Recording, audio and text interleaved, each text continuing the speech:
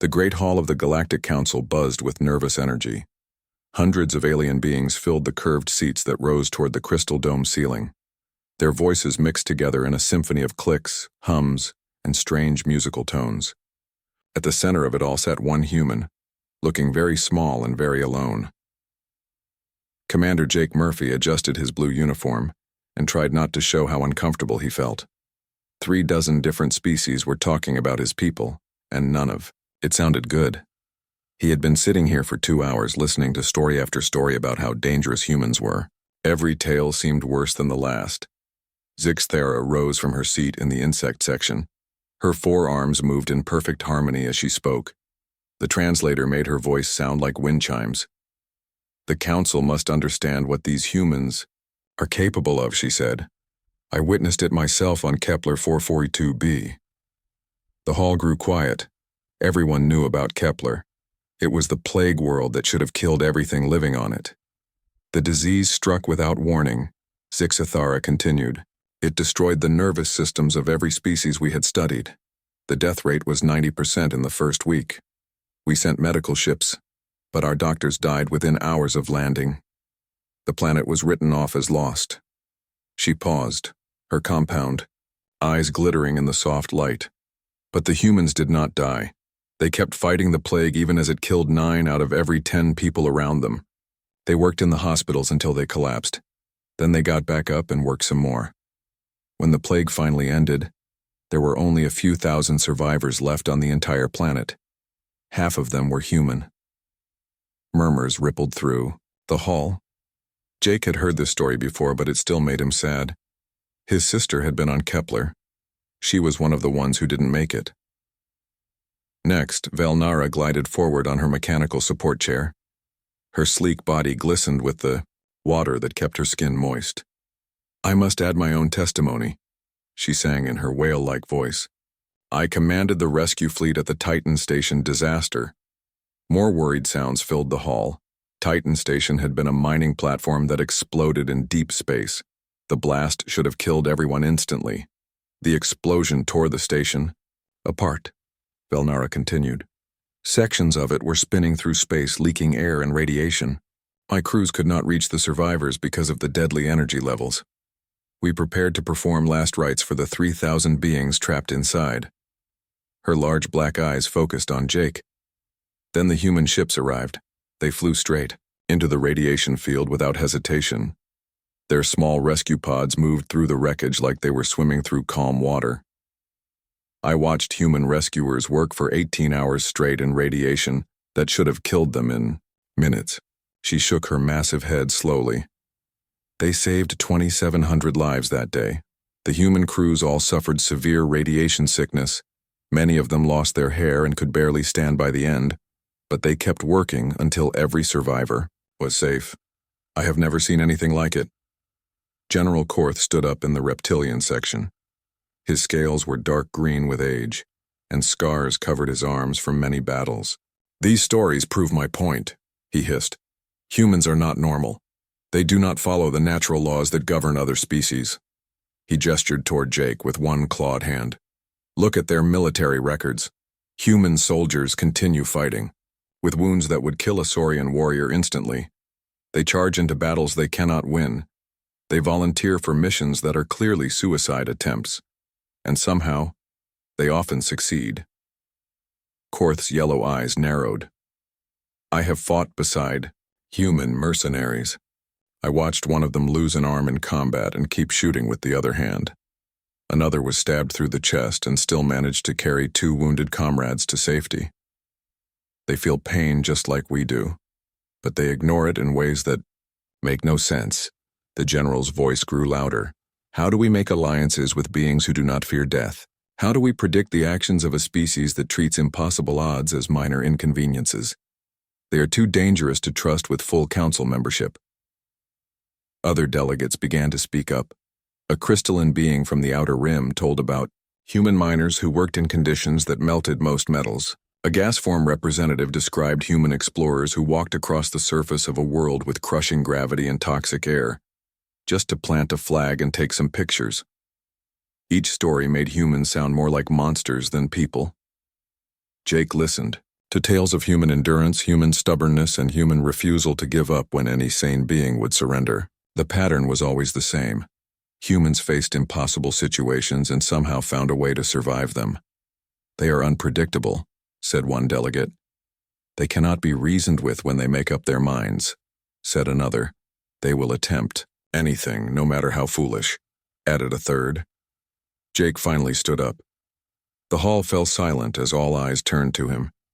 He was not a large man, and he looked ordinary compared to the amazing variety of alien life around him, but something in his quiet manner made everyone listen. "You are all right," he said simply. "Humans do things that probably seem crazy to you.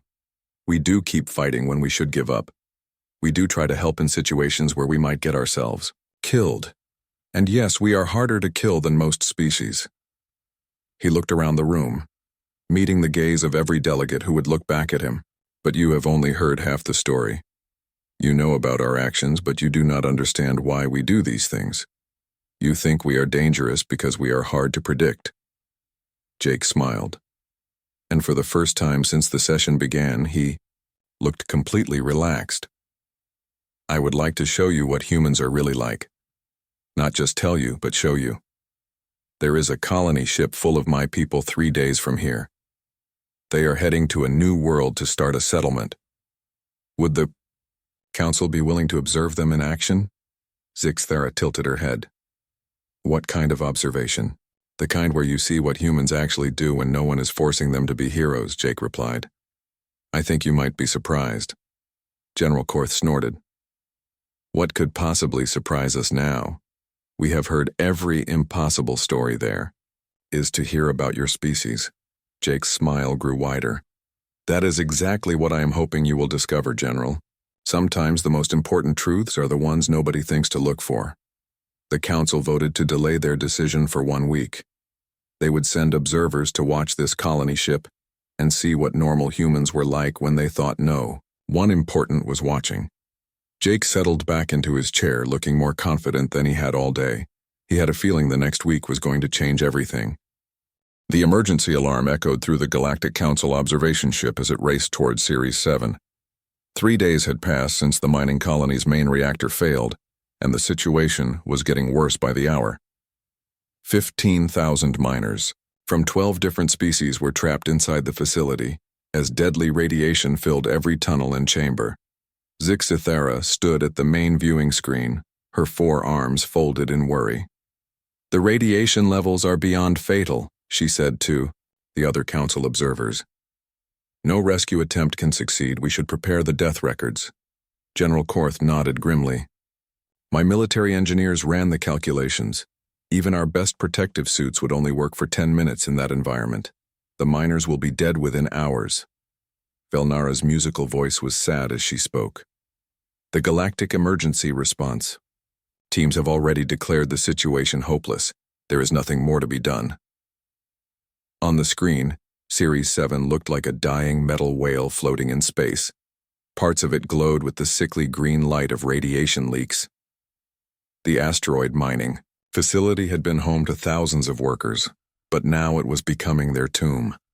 Then a new ship appeared on their sensors. It was smaller than the council vessel, painted white with red crosses on the sides. The name New Horizon was written in simple Earth letters across its hull. "Human vessel, this is the Galactic Council observation ship," Zixthera transmitted. "You are approaching a radiation hazard zone. The mining facility is beyond help. Please maintain safe distance." The reply came in a calm female voice. "Council ship, this is Captain Lisa Hayes of the New Horizon. We are a rescue vessel. 15,000 beings need help, so we are going to help them." General Korth leaned forward. "Captain Hayes, you do not understand. The radiation levels will kill your crew in minutes. This is not a battle you can win." Captain Hayes laughed, but it was not a mean laugh. It sounded almost cheerful. "General, with respect, we did not come here to win a battle. We came here to save lives. New Horizon is beginning rescue operations now." The council observers watched in shock as the human ship flew straight toward the damaged facility. It should have been suicide. The radiation readings were climbing higher every second. "They will be dead before they reach the docking port." Velnara whispered. But the human ship kept moving. It latched onto the facility's emergency dock and began pumping out its crew. Through their sensors, the council members could see humans, in basic protective suits running into the most dangerous parts of the complex. "This is impossible," General Korth muttered. "Those suits are not designed for this level of radiation." Inside the facility, Captain Hayes was leading her team through corridors that glowed with deadly energy. Her suit's radiation counter was beeping constantly, warning her that she was already being exposed to dangerous levels. She ignored it completely. Dr. Carter set up the medical station in Section 7. She called over her radio. "Amy, I need you to get to the reactor room and see if you can slow down the leak." Dr. Ben Carter was already working on his first patient, a crystalline being whose internal structure was cracking from radiation damage. He had never treated this species before, but he was trying anyway. His hand shook slightly as the radiation affected his nervous system, but he kept working. "I need more time with this one," he said into his radio. "The crystal matrix is breaking down, but I think I can stabilize it." Engineer Amy Foster was deep in the reactor section, wearing a suit that should have failed 10 minutes ago. The radiation here was so strong it made her teeth ache and her vision blur. But she kept working on the emergency controls, trying to reduce the deadly output. "I can buy us maybe 6 more hours," she reported, "but I need to stay here to keep the systems running." "Negative," Captain Hayes replied immediately. "I am not losing anyone today. Work in shifts, 10 minutes maximum, then rotate out." The council observers could not believe what they were seeing. Human rescue workers were carrying injured aliens through areas that should have killed them instantly. A human medic was giving his own oxygen mask to a methane-breathing alien whose tank had been damaged. Another human was crawling through a collapsed tunnel to reach trapped miners, even though falling debris was cutting his protective suit. "Why are they doing this?" Zixthara asked quietly. "These aliens are not their people. They owe them nothing." The rescue continued for 12 hours. Human crews rotated in and out of the facility as their radiation exposure reached dangerous levels. Some collapsed from radiation sickness but kept working until other crew members physically carried them back to the ship. Dr. Carter performed emergency surgery on 6 different alien species, learning their anatomy as he went. Engineer Foster made 17 trips into the reactor room, each time staying exactly 10 minutes before rotating out. By the end, her hair was falling out and her hands were shaking badly. But the reactor leak was finally under control. When it was over, the New Horizon had saved over 12,000 lives. Only 3 humans had died, and that was from a tunnel collapse, not the radiation. The alien survivors looked at their rescuers with something close to wonder. Thecalon, the mine supervisor, approached Captain Hayes as she helped load the last survivors onto transport ships. His crystalline body was still cracked from radiation damage, but Dr. Carter's treatment had saved his life. "I do not understand," Thecalon said in his chiming voice. "Why did you risk your people for strangers? We cannot repay you for this sacrifice." "Captain," Hayes looked tired. Her face was pale from radiation exposure and she moved slowly. But she smiled at the alien supervisor. "We did not do it for payment," she said simply. "We did it because you needed help." "But the risk to your own people was enormous," Thecalon insisted. "You could have all died for beings you had never met." The human captain shrugged. "That is what rescue workers do. We help people who need help. It does not matter what species they are or where they come from. If someone is in trouble, we try to help them." On the council observation ship, the alien delegates were completely silent. They had expected to see human military strength or human stubbornness. Instead, they had watched humans risk their lives for 12 hours to save aliens they had never met before. They could have all died, General Korth said slowly, for strangers, for beings they had no connection to. Zixthara was running calculations in her head. The mathematical probability of success was less than 12% when they started. They knew this was likely a suicide mission. Velnara's large eyes were fixed on the human ship as it prepared to leave, and they did it anyway. Not for glory or payment or alliance agreements, they did it because other beings needed help. The New Horizon flew away toward the nearest medical station, carrying its injured crew members to safety. The 15,000 alien survivors were loaded onto transport ships, alive because a group of humans had decided that impossible odds were not a good enough reason to let people die. General Korth watched the human ship disappear into hyperspace. For the first time in his long military career, he was beginning to think that maybe he had misunderstood what it meant to be dangerous. Maybe the most dangerous thing about humans was not their ability to survive impossible situations. Maybe it was their refusal to let others die in those same situations. The planet Zerion Prime looked like a dying jewel from space. Its surface was covered in crystal cities that once sparkled with beautiful light. Now those same crystals were dark and cracked. The Zerion people were dying, and no one in the galaxy knew how to save them. Dr. Kate Ross stepped off the transport ship and looked around at the devastation. Broken crystal beings lay everywhere, their bodies slowly turning to dust. The synthetic virus had been designed specifically to destroy their silicon-based life forms. It attacked the quantum frequencies that held their crystal matrix together. The Galactic Health Consortium has declared this world beyond help, said Elder Christia, her voice like wind chimes in a storm. Our biology is too different from carbon-based life. Your medicines cannot work on us.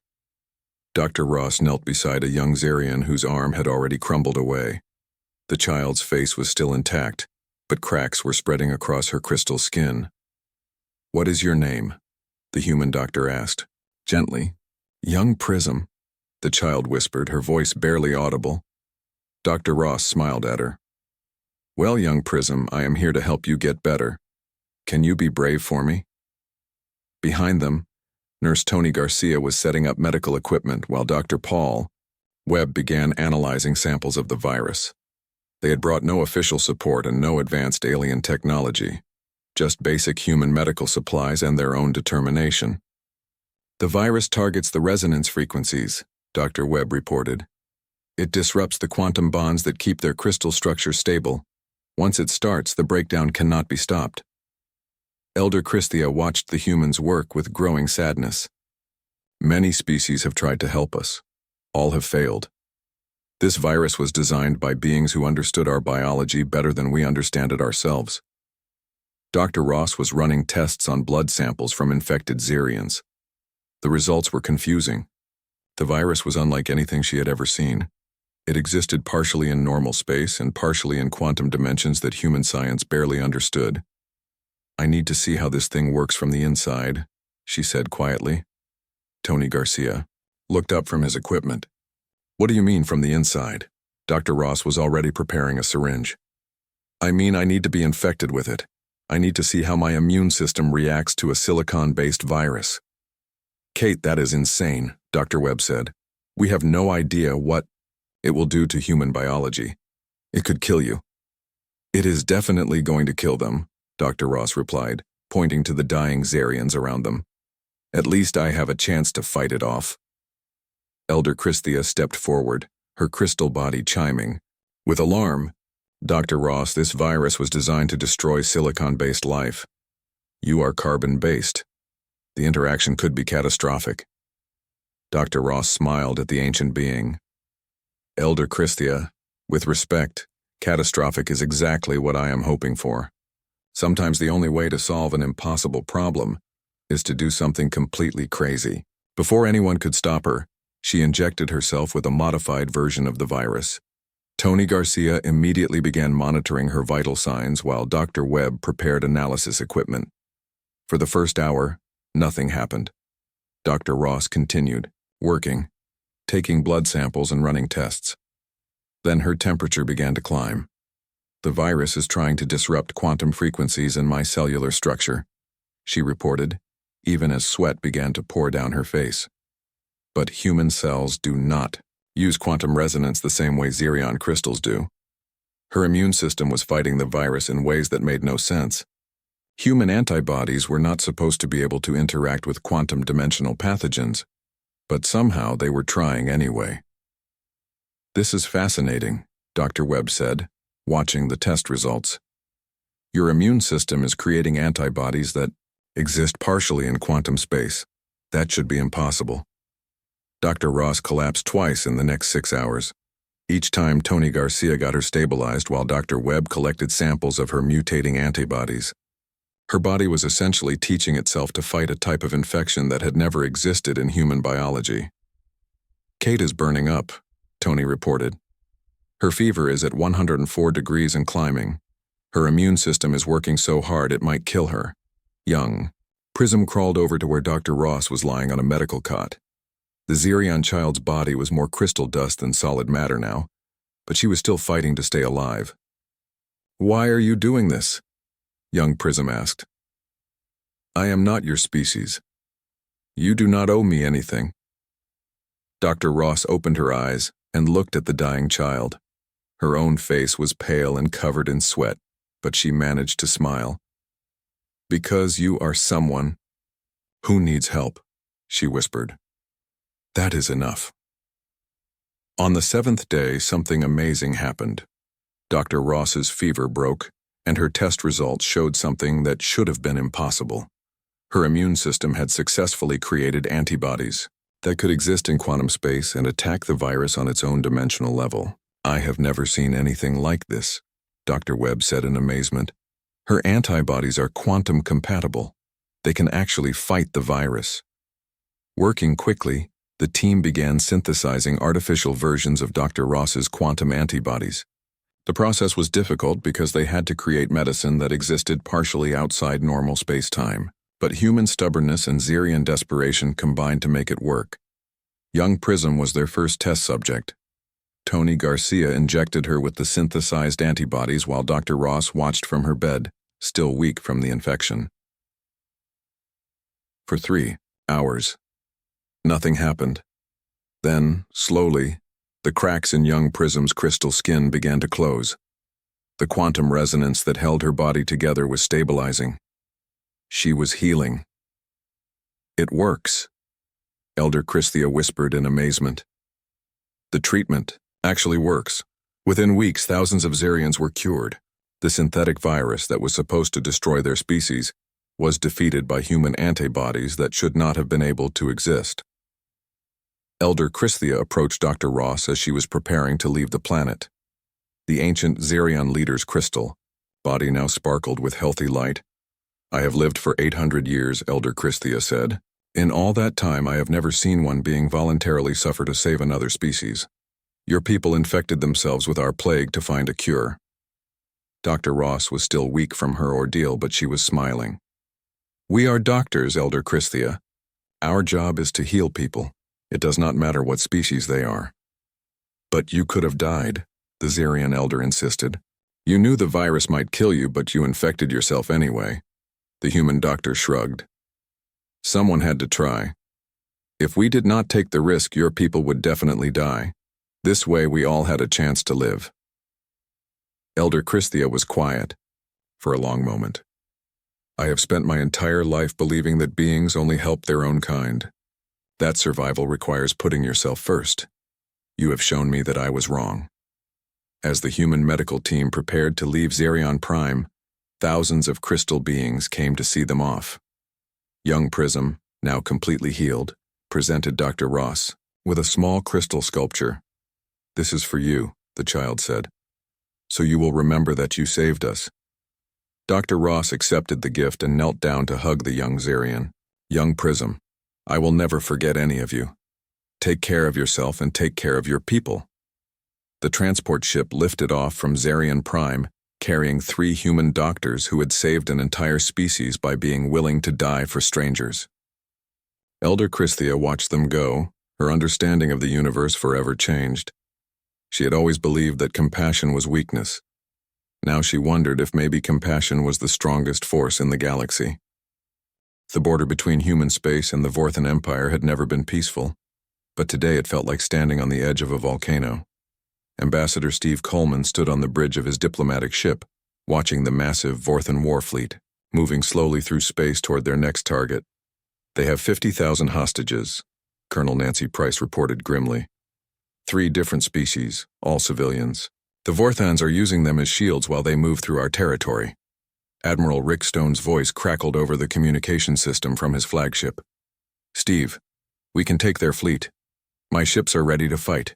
But if we attack, they will kill every hostage before we can stop them." Through the view screen, Ambassador Coleman could see the Vorthan ships. They were dark, ugly vessels designed to look threatening. Between them flew smaller transport ships carrying the civilian prisoners. It was a perfect trap. Warlord Grathmore appeared on the communication screen, his scarred face twisted into a cruel smile. The Vorthan leader was known throughout the galaxy for his brutality. He had conquered dozens of worlds and enslaved entire species. "Human ambassador," Grathmore growled, "you will allow my fleet to pass through your space, or these civilians will die. You have 1 hour to decide." The connection ended, leaving the humans to face an impossible choice. Let the Vorthans pass, and they would destroy another innocent world. Attack them, and 50,000 civilians would be murdered. "What does the Galactic Council suggest?" Colonel Price asked. Ambassador Coleman shook his head sadly. "They say the hostages are an acceptable loss compared to letting the Vorthans reach their target world. Most species would write off 50,000 lives to save 50 million. But we are not most species," Admiral Stone said quietly. "Steve." Coleman was already forming a plan that would have seemed insane to any other species in the galaxy. "Nancy, how many volunteers do you think we could get if I asked for people willing to trade places with those hostages?" Colonel Price stared at him. "You want to surrender our people to the Vorthans?" "Steve, they torture prisoners. They do not follow any rules of war." "I know," the ambassador replied. "But those civilians did not volunteer to be hostages. Our people would be choosing to help them." Within 6 hours, word had spread through the human fleet. Volunteers were needed for a prisoner exchange. The risks were explained clearly. The Vorthans might torture them. They might be killed. There was no guarantee they would ever come home. 5,000 humans volunteered in the first hour. Colonel Price led the volunteers to the exchange point, AI. Neutral space station halfway between the two fleets. She had tried to talk Ambassador Coleman out of the plan, but she understood why it might work. "The Vorthans expect us to think like every other species," she told her volunteers. "They expect us to choose our own people over strangers. When we do not do that, it confuses them." Warlord Grathmore was waiting at the space station with a small guard force. He looked suspicious as the first transport of human volunteers arrived. "This is some kind of trick," he snarled at Colonel Price.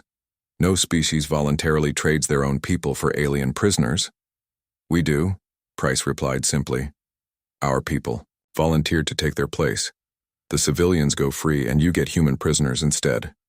The Vorthon warlord studied the human volunteers. They were not soldiers. Most were civilian rescue workers, doctors, and engineers. They looked afraid, but they stood straight and met his eyes. "Why would they do this?" Grathmore demanded. "These aliens mean nothing to humans. You have no connection to them." A young human volunteer named Peter Kim stepped forward. "They are people who need help," he said quietly. "That is connection enough." The exchange took 3 hours. 50,000 terrified alien civilians were loaded onto human transport ships, while 5,000 human volunteers took their place in Vorthan prison cells. The aliens could not understand what was happening. A Zephyrian mother clutched her children as human medics helped them onto a rescue ship. "Why are you doing this?" she asked in her musical voice. "We are not your species." The human medic, a woman named Carol Davis, smiled at the alien family. "Because your children deserve to grow up free," she said. "Because you deserve to go home to your families." Meanwhile, the human prisoners were discovering something interesting about Vorthan military discipline. Their guards had been trained to break prisoners through fear and pain, but the humans were already volunteers. They had chosen to be there. When Vorthan guards tried to intimidate them, the human prisoners showed no fear. When they were denied food, the humans shared what little they had with each other.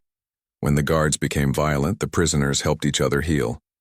Even stranger, the humans began trying to help their guards. Dr. Mike Johnson, one of the volunteer prisoners, noticed that many Vorthan soldiers suffered from old injuries that had never healed properly. He offered to treat them. "Why would you help us?" asked a young Vorthan guard named Drac. "We are your enemies." Dr. Johnson was cleaning an infected wound on the guard's arm. "You are someone who is hurt," the human replied. "I am a doctor. This is what I do." Word spread through the Vorthan fleet about the strange human prisoners. They did not break under torture. They helped each other. Most disturbing of all, they tried to help their captors. Drac began bringing other injured soldiers to Dr. Johnson for treatment. The human doctor never asked questions or demanded payment. He just healed whoever needed healing. "I do not understand your people," Drac told him one day. "You volunteered to be prisoners to save aliens you have never met. Now you help soldiers who are supposed to be your enemies." Dr. Johnson was teaching Drac how to properly clean wounds.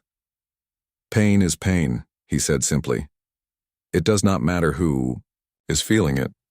If I can stop someone's pain, then I should do it." The human strategy was working in ways that Ambassador Coleman had never expected. Admiral Stone's fleet continued to shadow the Vorthan ships, ready to attack if negotiations failed. But the Vorthans were becoming more confused every day. Warlord Grathmore found himself dealing with prisoner revolts among his own soldiers. Vorthan guards were questioning orders for the first time in their lives. The human prisoners had shown them that enemies could be kind to each other.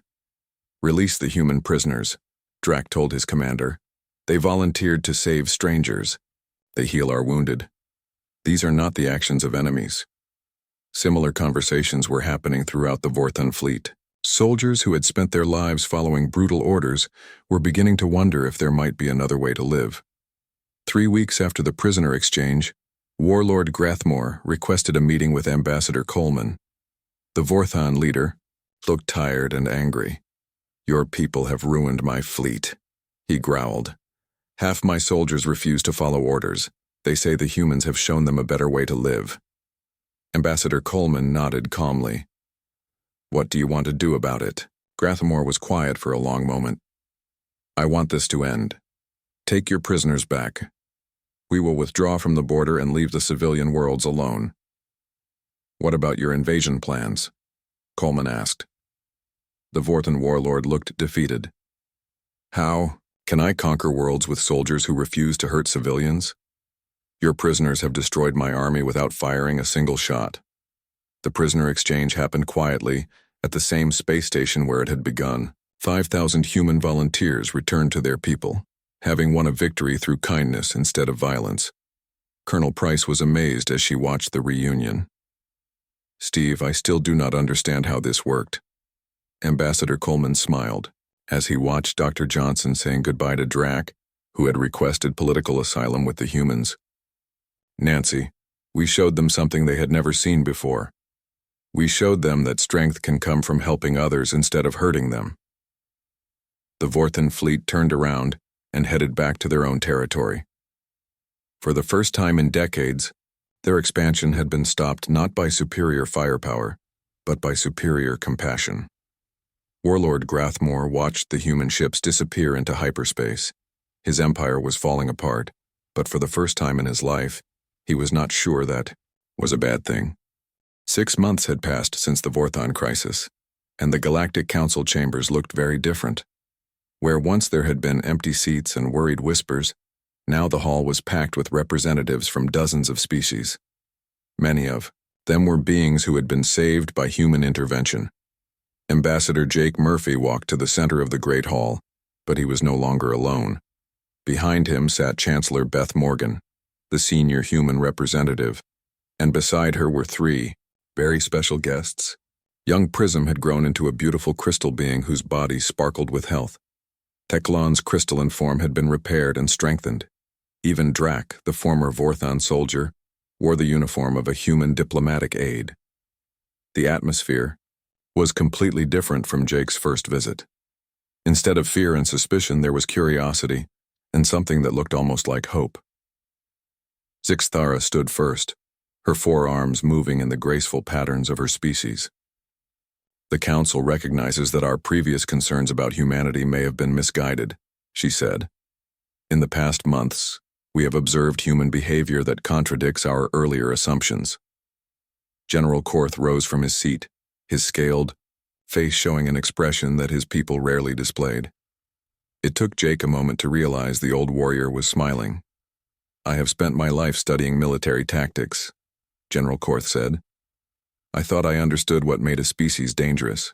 I believed that strength came from the ability to destroy enemies and survive impossible battles."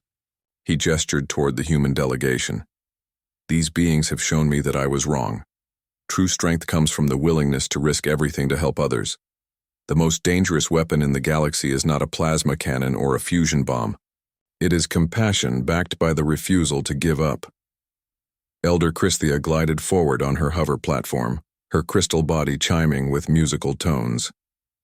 "Before the humans came to Zerion Prime, I believed that survival required putting yourself first. I thought compassion was a luxury that only safe species could afford." Her voice grew stronger as she continued. "Dr. Ross and her team taught me that compassion is not weakness. It is the ultimate form of courage. They infected themselves with our plague because they refused to let us die alone. No one in our history has ever made such a sacrifice for strangers." Theclon stepped up to speak, his voice creating beautiful harmonic sounds. "The humans of the New Horizon saved 12,000 lives at Series 7. They worked in radiation that should have killed them instantly. When I asked Captain Hayes why they risked so much for aliens they had never met, she said something I will never forget." The crystalline being paused, his faceted eyes reflecting the chamber's light. She said, "We help people who need help. It does not matter what species they are." In that moment I understood that humans do not see aliens when they look at us. They see people. Velnara's wail-like song filled the chamber as she spoke. "My people have computed the statistics. In less than one Earth year, human intervention has saved over 2.3 million alien lives. They have ended 3 different plagues, prevented 2 wars, and stopped the collapse of the Kepler Mining Consortium." Her large black eyes focused on Jake Murphy. "Most remarkably, they have lost fewer than 200 of their own people in these efforts, not because they avoided danger, but because they work together so well that they keep each other alive, while saving everyone else." Drax stood up in the human section, his Vorthan armor replaced with simple diplomatic robes. "I was a soldier in Warlord Grathmore's army. I was trained to believe that strength meant making others fear you. The human prisoners taught me that real strength means making others trust you." His voice was rough with emotion. "Dr. Johnson healed my wounds even though I was his enemy. The other human prisoners shared their food with guards who had been cruel to them. They showed mercy to beings who had shown them none. This broke something inside me. It broke something inside all of us." The former Vorthon soldier looked around the chamber. "My people's empire is falling apart because half our soldiers refuse to hurt civilians anymore. The humans did not conquer us with weapons. They conquered us with kindness. And we are grateful for it." Chancellor Morgan stood and walked to the speaking platform. She was an older woman with gray hair and kind eyes, but when she spoke, her voice carried the authority of someone who had seen the universe's worst problems and refused to give up on solving them. "Members of the Galactic Council," she began, "humanity does not seek membership in this body for political power or economic advantage. We want to join you because we believe every species in this galaxy deserves the chance to live free from fear, disease, and war." She gestured toward the mixed crowd of human and alien observers. "Our people have a saying, 'To whom much is given, much is expected.'